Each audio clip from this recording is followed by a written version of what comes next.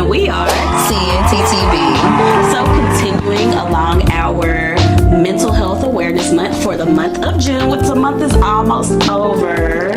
Sucks. But continuing on with Mental Health Awareness Month, which is also Black Music Month, we are going to go ahead and just dive in. We're going to start with our mental health check-in. We have an amazing docket today, and we're just super excited about getting into that. So let's start with our mental health check-in, and we are going to check in with T. So this week has been interesting. Okay. If you guys don't know, I have an awesome daughter, my second daughter.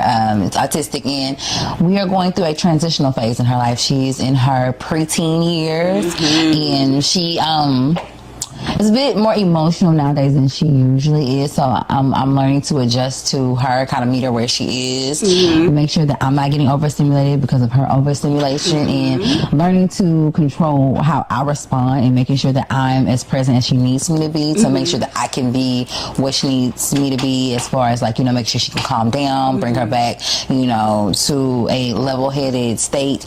And with her being autistic, you know, her cognitive is not the same as other 11-year-olds, but we're working on it. So it's one day at a time type of thing. It's an upward battle, but I'm here for it, happy about it. But that's kind of been my key to this past week, because of course our summer break, my grocery bill is skyrocketing.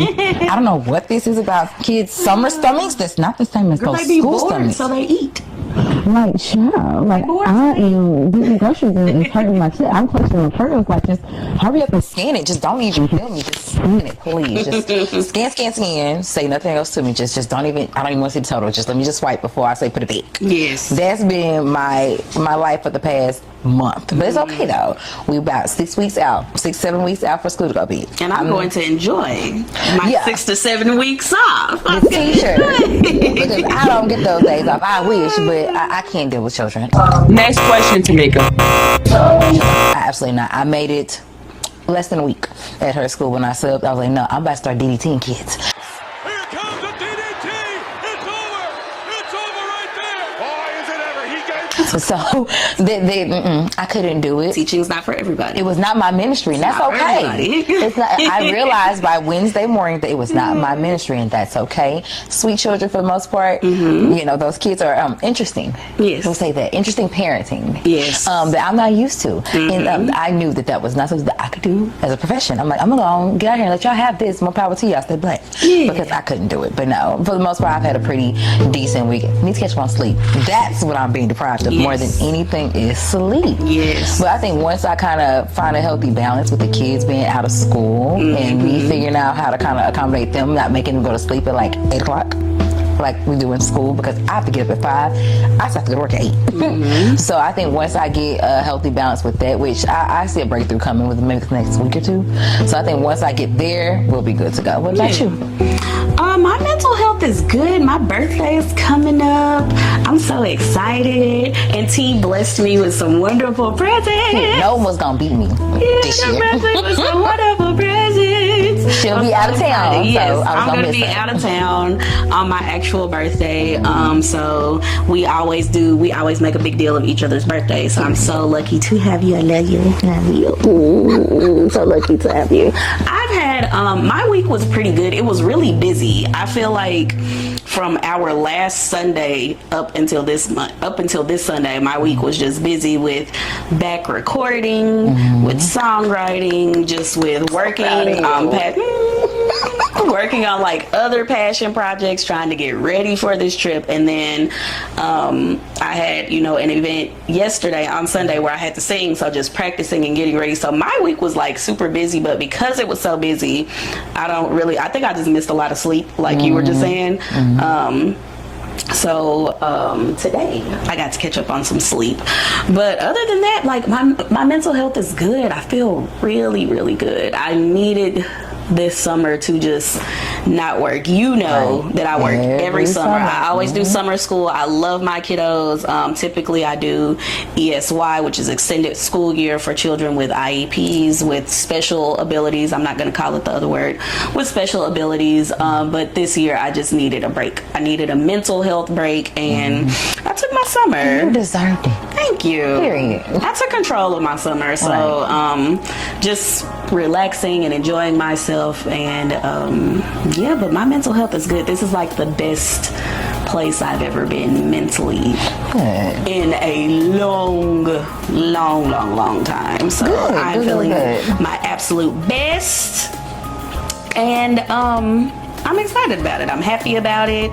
And, you know, just from there, we can just segue in. I think a big part of me that was killing me mentally was I would limit who Candace is to keep other people around me happy. Right. And that is a surefire way to burn yourself out, people. Limiting who you are, limiting what you can be and who you can be to keep other people comfortable. I think so many people just saw me in one box and said, you're in this box and we're cool with you being in this box. And you know, we have talked about that plenty of times. You're in this box, we're cool with you in this box, but once you come outside of it, like, well, what are you doing over here? You're supposed to stay in this lane. This is your lane, stay in this lane. Even with us being content creators now, a lot of people don't see us as content creators for whatever reason, and then a lot of people kind of, I'm not gonna say down talk us or speak down on us, but I think a lot of people are just like, yeah, like, okay, you know, T, she's the law girl, she's the law school girl. Candace is, you know, she's the teacher. What are they doing? Why are they trying to do this? And for a long time with our channel, we were limited because we wouldn't talk about certain things. You are a witness to that. We wouldn't talk about certain things. We wouldn't touch on certain things because we were like, oh, I don't want this person to feel bad. I don't want this person to feel bad. And because we didn't, then we stopped believing in ourselves, which is why we had a 4-year break from... And COVID didn't really help. Yeah, and COVID. But just a 4-year break because we lost motivation. Right. Because we weren't living in our truth. Essentially, we weren't able to talk about our truth, live in our truth. We tried to stick to just celebrity topics and things, but we wanted to start telling our personal stories. Right. And because we were stifled on telling our personal stories, it's so therapeutic. For free. Yeah, for free. But because we were so limited, because we were so concerned about what other people thought and how they would feel, we just kind of stopped. And I can say, from no disrespect to any other people that were in my life at that time, but from like 2018 to probably 2023, it was just such an uphill battle because for me personally, I was still trying to make sure everyone around me was happy, everyone around me was comfortable, everyone around me was comfortable with the version of Candace that they had in their mind. So I couldn't even live who I was because I was stifling who I was. And that's the worst thing you can do. If there are kids watching, guys, that's the worst thing you can do, is not be who you are because you want to make other people around you happy. Talk to me. What are you thinking when you say that? So for me, when I say that, I'm sorry. I think for me, I feel like I got so comfortable pouring into everybody else's cup. And my cousin, we had a conversation about this yesterday where she mentioned that I get so used to pouring into everybody's cup that no one knows there's holes in mine. And so I'm running dry, my well is running dry, and I'm still pouring. And at the end of it all, I have nothing left for myself.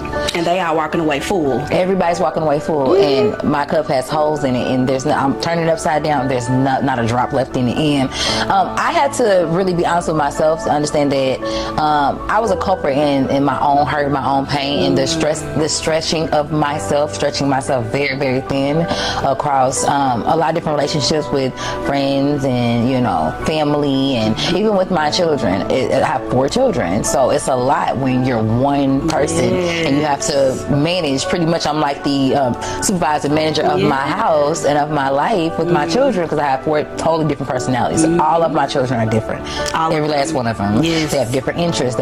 Someone do sports, someone do music, someone do dance. My little girl wants to do cheerleading. It's a lot. And trying to be the best best version of yourself for everyone else will drive you crazy. Yep. Like, it will drive you crazy. Yep. And because I dedicated so much of my life trying to be everything for everybody, I lost who Tiamber was. And luckily now I'm on that journey to rediscover who I am. What do I like? You would ask me, what do you like to do as a hobby? I had no answer. What is your answer now? What do you like to do as a hobby? We have been trying to figure this out. The jury is still out on that. The jury is still out. I'm figuring it out at 33. I dedicated so much of my life from, we'll give or take, like 1920 until 32 when my divorce finalized. Like, that is that's a very, very vital part of your life. And I overcompensated trying to be everything for everybody, trying to be the best mama, the best wife, the best daughter, the best sister, the best friend. And I forgot to be Tiamber, forgetting that I was Tiamber before I was ever a mother. I was Tiamber before I was ever a wife. And it is not hard to lose sight of that when once you have a child, your life is not about you anymore. Especially when you become a mom. And so it's like, okay, I have my oldest, so I have my daughter now. Okay, so now everything that I do, it has to be about her. Yes. Then I had another daughter, then I got married. So like, my life I never got back to figuring out who I was. Once I became a mother, it's like that's all that mattered. And Talk about how that's a myth, like the mom guilt, because you have a lot of mom guilt. And it's a real thing. Mom guilt is super real so thing. real, so Yes. real. And you feel bad doing anything for yourself. Where do you feel that comes from?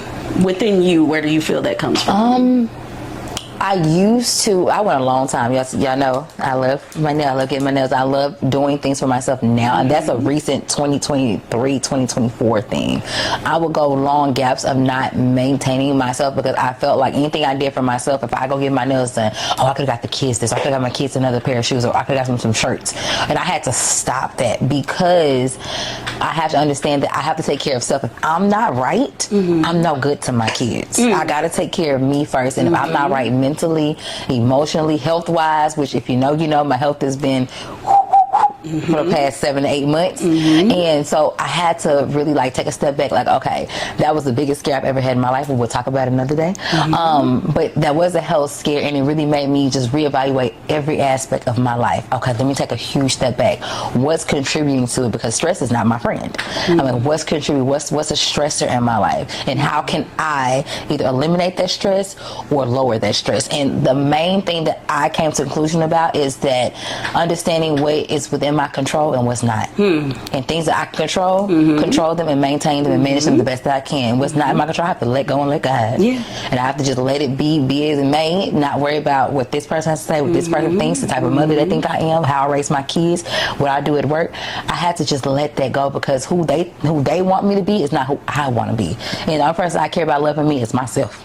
And once I realized that, baby, life been on up and up. Where do you think you're turning? I don't mean to keep interrupting that. You are good, girl. You're good. But what do you think your turning point was? Because even when we were children, Amber, I feel like you would still. I feel like you've all, and I'm never calling you anything. I know. It's cold in here. It's cold in here. You're warm. Yeah. You're warm.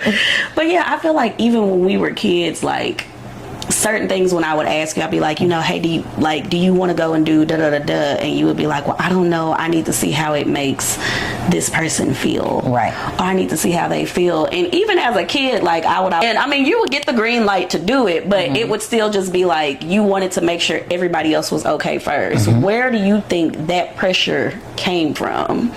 Do you think it's being the only daughter? Do you think it's because you're the youngest child? And that's an actual thing, people. Y'all can look that up, youngest child syndrome, to where the youngest child typically feels like they have to do everything perfect because they get to witness and see all the mistakes of the other children. Right. So then they're looking like, oh my God, I have to do everything. And then you were the youngest too, like around your cousins and everything else. Where do you feel like that pressure started? I think that my disdain for conflict. So any way that I can avoid it being or becoming a conflict, I'd rather just do that because normally I wouldn't have the mental capacity to be arguing with anybody, and I don't now. I'm like, okay, I'm gonna say my piece, just say your piece, we're gonna find middle ground, we're gonna move on. Because us staying in it is only gonna fester and it's gonna snowball and become something bigger than what it has to be. And so then I felt like I never want anyone to be mad at me. I cared about what people thought about me. Family, friend, I cared. And it took me to become an adult to realize it doesn't matter what people think about you. No. Like, no one, the only person's opinion of yourself that really matters is your own. That's it. That's it. That's it. And That's people are it. fickle. They can love you today and hate you tomorrow. For no reason at all.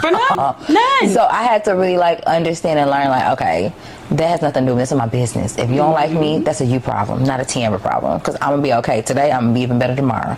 So whatever you have going on, it's your business, not mine. It has nothing to do with me. So what would you, moving into our next segue, what would you say to 13-year-old you? Ooh, that was an interesting time in my That life. was we was locked in. Locked in. I We met were you locked that year. in. That was Yes. 2003. Jesus. 03. Oh my God. Oh my God. Girl, we were friends. Yeah, almost 22 years. That's correct. 21 in September. Was September? Yes. Jesus, Lord. Yeah, we still gotta plan Lord. our thing. We gotta plan our Lord. sister trip. Lord. Oh my Child, God, we 21 gotta plan. years is a lifetime for some people. That's crazy. But And you still I get the remember little you, just like I'm sure you remember little me. And what would you tell the younger version of you? What would you tell young Tiambra? Like, if you had a way to just write her a letter. How old was I? 13. It was the 8th grade. That was a pivotal point. That's the end of middle school. That's And little boys were so mean back then. You were alone. Your brother was gone off to the high school. Right.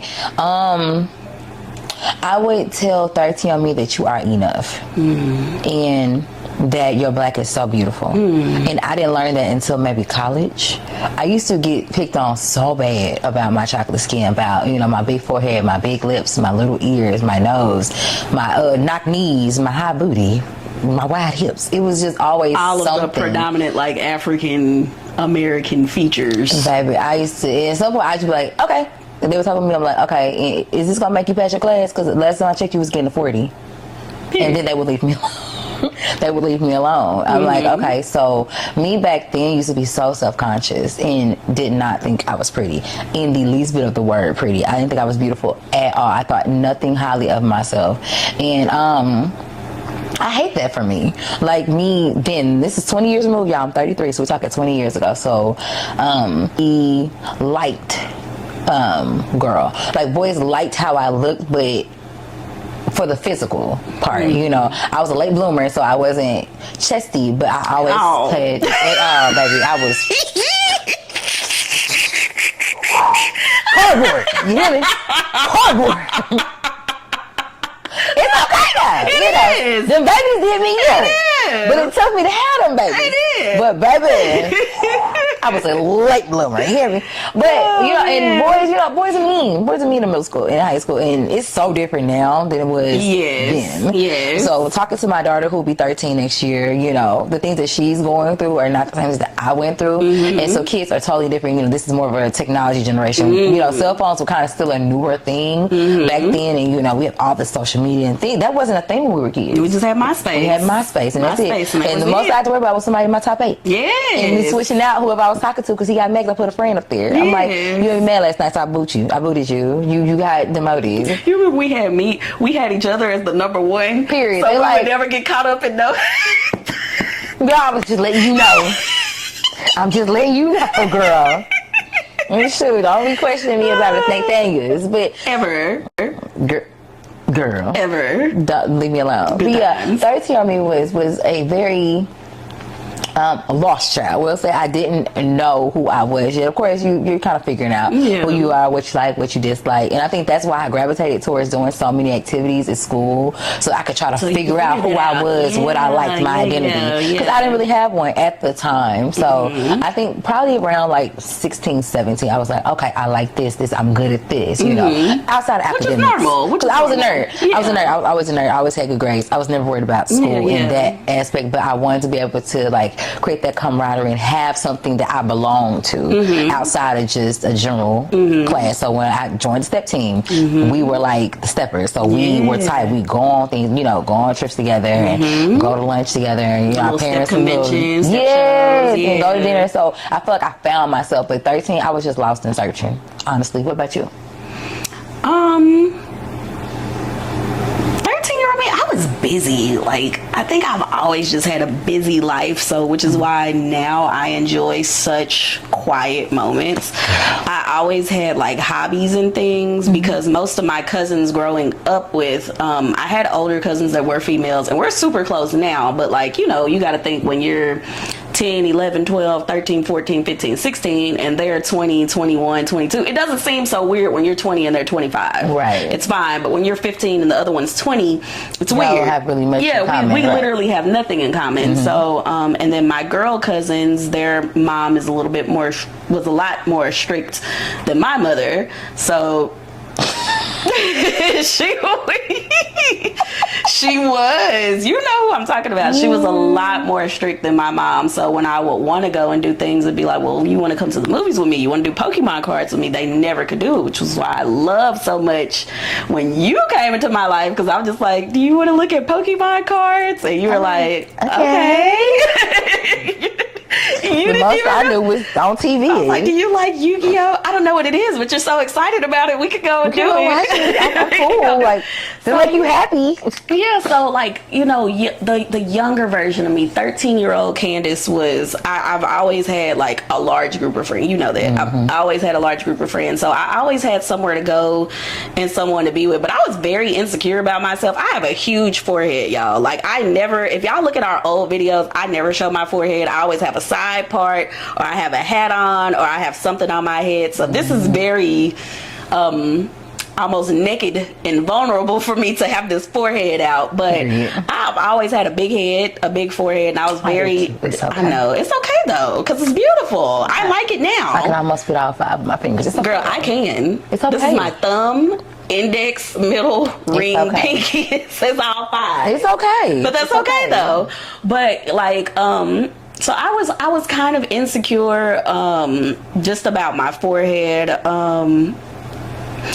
But I think really just I wanted a place to feel like home. Like, I wanted something that felt like home. My mom was always in school, like always in school. My mom used education as her coping mechanism because she was unhappy about a lot of things. And then my dad was with, you know, Army Corps, so he was gone all the time. And then I had my grandparents who were just so into church culture that really I just wanted something that felt like home. So 13-year-old me, she was happy, but she needed something of her. So just like you, I was in all these clubs, I was in all this stuff. I just kept myself so busy that I think I was just so overstimulated doing so much that I never just had time to just sit and enjoy peace and enjoy, which is why now I'm just like, this is the best I've ever felt because I have peace. Like, I'm enjoying the quiet time. I'm enjoying my centered time.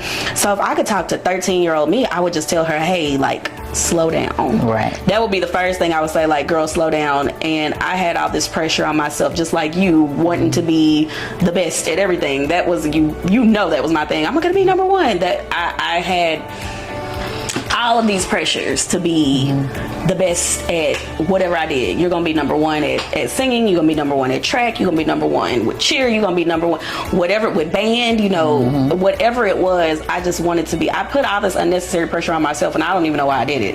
Right. I can't even tell you why I did it. I don't know if it's because my mom was always in school, my dad was always gone. Maybe a part of me thinking about it, talking about it out loud, I'm sure a part of me felt like, if I'm the absolute best at everything that I'm doing, then this will make my parents slow down too. And I'm sure that talking about it out loud, I'm sure that's where it came from. As I navigated into high school, it was different. You know, I had a little boyfriend, had my friends, and had you, and, you know, different things like that. But I would just tell 13-year-old me, like, girl, slow down. It's not a race.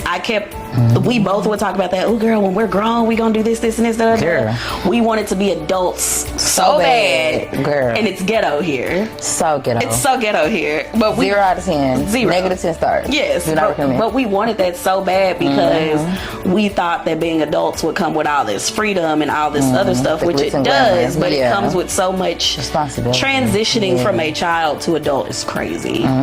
Super duper crazy. And at 17, 18, you're still a child. You're still a child. You're a kid. At 20, I still feel like you're a kid. You still don't know anything. No, you're still figuring out the world. Yeah, so like for me, I just really think at those pivotal ages, I would just tell younger Candace, like, slow down, enjoy the small things. Like, when I look at our zoom in, zoom out pictures, they just make me so happy because I just remember just walking around the mall carefree with $20-25 in our pocket, taking all these pictures. Thought we was balling. We thought we were, girl. Getting snacks, getting candy. Going to the food court. Yes, and then going to Wet Seal or 579 and getting a little T-shirt and feeling like we were just doing the With thing. our one bag and one With shirt. our one bag, and felt like we was doing the thing. But I would literally just tell younger me, like, hey, enjoy these moments because that time goes by so fast. It's so fleeting. And, you know, my health was rocky in high school. You know that. Everyone that knows me knows that my health was rocky. So I would really tell younger me, like, it gets better, because that was a depressing situation. So I would have to tell myself it gets better, and to just seriously not take myself so seriously. Like, that's honestly what I would tell myself. And speaking of not taking things so seriously, or people not taking things so seriously, we got to talk about Kendrick. We got to segue. We got to segue. We have to. Got to talk about Kendrick. If you were able to see the Juneteenth, Kendrick did. This was so strategic in my opinion. It's during Black Music Month. It's on a streaming service. It was live streamed on Amazon, but you could also watch it on YouTube after. And the combination of bringing Black known LA gangs, the Bloods, the Crips, the Latin Kings, bringing them together, being the second Black male in history to bring them together for entertainment purposes behind Michael Jackson. All during Black Music Month to dismantle the Drizzy. I don't care what anyone says, to dismantle the Drizzy. Maybe it was a show. It was a show. Okay, you tell me your thoughts and then we gotta go. And then I'm gonna tell you mine. You tell me how you feel. So I didn't watch it live. I really only watched it for the Kendrick part. I know he had a lot of other people that came on. I saw from the beginning. West Coast artists. Yeah, so I started from Euphoria. And it's the whole crowd saying, what is it, the braids? Like a choir. What is it, the braids? And it was so beautiful. I really enjoyed it. I thought it brought everybody together. I thought it was gorgeous. He did, the main thing everybody kept talking about was, oh, he did not like us like 5 or 6 times. He's trying to, you know, bring everybody against Drake. It's not a Drake hate train. I mean, it's a rap beef. So that's, you want to annihilate your opponent. Like, what are we talking about? Like, so they both hit below the belt, but it's like, if you want to go low, we can go to hell. Yeah. And it is what it is. And however that goes is however it goes. But if you want to go there, we can go there. And we can pop it. You know what I'm saying? So I just feel like, I mean, I already said this publicly. I feel like Kendrick won, and it wasn't even close to me. Yes. You know, to me it wasn't close. But if people were saying like how he did not like us a whole bunch of times, my thought was, I thought he was probably recording a video. And you know, for the video. We will see. We will see.